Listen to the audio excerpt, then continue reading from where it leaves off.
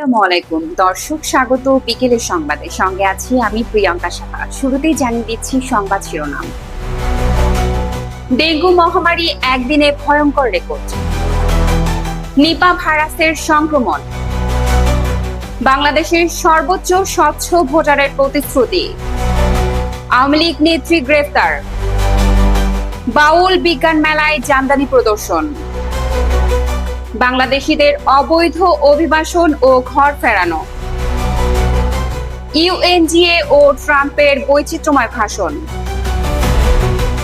Global অর্থনীতিতে সংকেট ঝাপটা।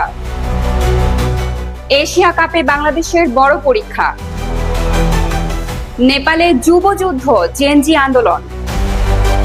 ফিলিপাইনে বিরোধ ও প্রতিবাদ। সিরিয়ায় অগ্রগতি ও সংঘাত। আকাশপথে বিঘ্ন। এতক্ষণ শুনছিলেন সংবাদ শিরোনাম, এখন বিস্তারিত। এবার জাতীয় প্রসঙ্গ। গত ২৪ ঘন্টায় দেশ জুড়ে ডেঙ্গুতে ১২ জন মারা গেছেন এবং ৭৪০ জন হাসপাতালে ভর্তি হয়েছেন। ২০২৫ সালের একদিনে সর্বোচ্চ সংখ্যক রোগী ও মৃত্যুর ঘটনা। ১ জানুয়ারি থেকে ২৯ আগস্ট ২০২৫ পর্যন্ত বাংলাদেশে ৪টি নিশ্চিত মৃত্যুদায়ী নিপা ভাইরাসের সংক্রমণ ঘটেছে বিভিন্ন জেলার মধ্যে। জাতিসংঘ সাধারণ অধিবেশনে অংশগ্রহণের সময় প্রধান উপদেষ্টা ডক্টর মোহাম্মদ ইউনূস সরকারকে বলে দিয়েছেন, আগামী নির্বাচন হবে সবচেয়ে স্বচ্ছ ও গ্রহণযোগ্য।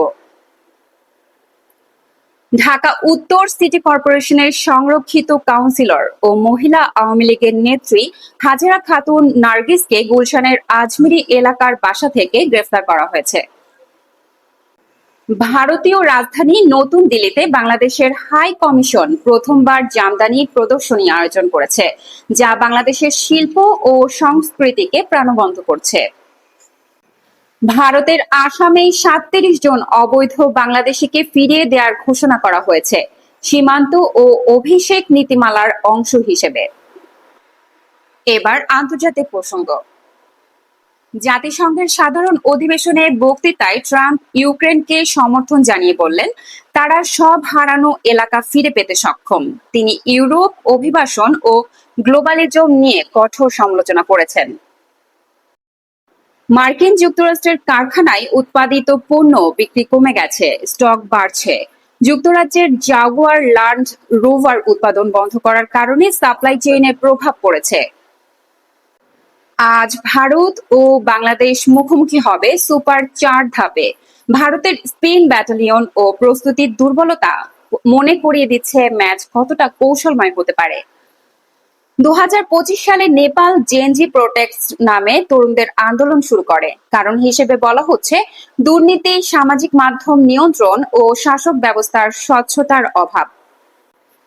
সেপ্টেম্বর ২০২৫-এ ফিলিপাইনের ট্রিলিয়ন পেসো মার্চ শুরু হয়েছে, যেখানে হাজার হাজার মানুষ দুর্নীতি ও অবিচারের বিরুদ্ধে রাস্তায় নেমেছে। ২০২৫ সালে সিরিয়ায় গোপন পরমাণু কর্মকাণ্ডে সেনা অভিযান ও যুদ্ধবিরোধী উদ্যোগ ইত্যাদি ঘটনার খবর পাওয়া যাচ্ছে। সাইবারের হামলা ও টাইফুনের কারণে ব্রাসেলস, হিথ্রো ও ব্র্যান্ডেনবার্গ এয়ারপোর্টে বিমান যাত্রায় বিঘ্ন ঘটেছে। বিস্তারিত। দর্শক দেখছিলেন বিকেলের সংবাদ। পরবর্তী সংবাদ রাত ৮টা ৩০ দেখার আমন্ত্রণ জানিয়ে শেষ করছি এখনকার মতো। আল্লাহ হাফেজ।